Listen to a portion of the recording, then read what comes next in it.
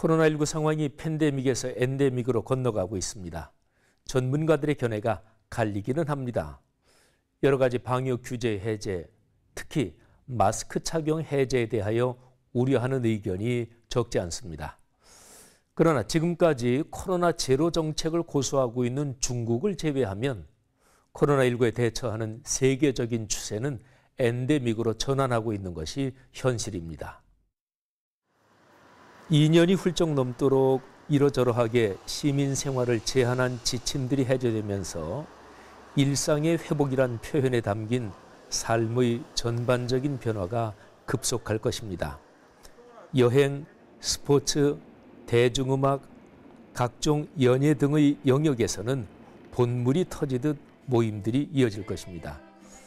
이런 상황에서 엔데믹이 성공적으로 연착륙하려면 방역 당국을 비롯하여 공적 권한을 갖고 있는 정부 부처들의 적절한 조치가 필요하고 균형 잡힌 시민의식이 작동하도록 언론이나 시민단체 등의 역할이 기묘합니다. 엔데믹 시대의 교회는 어떻게 존재해야 할까요? 코로나 상황에서 우리 한국 사회에서 직격탄을 맞은 영역이 아주 많습니다. 교회도 그 중에 하나입니다. 기독교 신앙의 본질을 규정하는 측면으로 보면 교회는 하나님의 임재와 현존을 통하여 거룩한 공동체입니다. 그러나 동시에 교회는 사회와 역사 현실에 존재하는 인간적인 단체이기도 합니다. 교회는 현실적으로 모든 종류의 사회 변동에 연관되고 또 그 영향을 받습니다.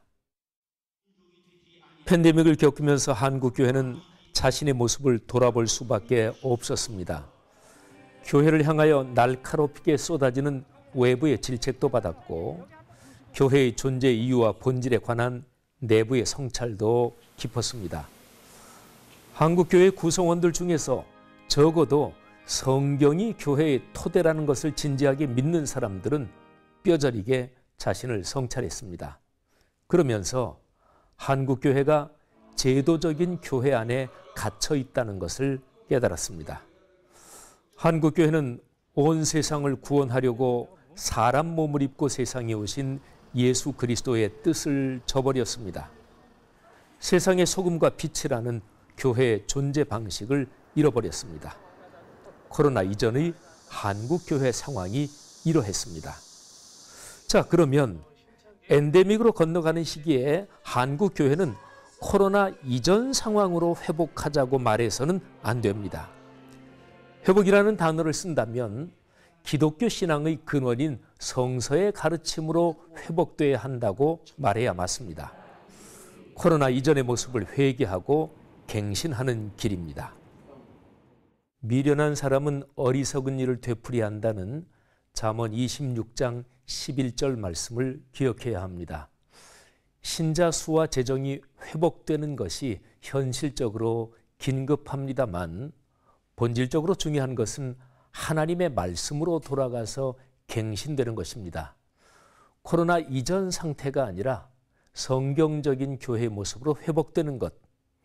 엔데믹 시대의 한국교회가 죽고 사는 일이 여기에 걸려 있습니다. CBS 논평이었습니다.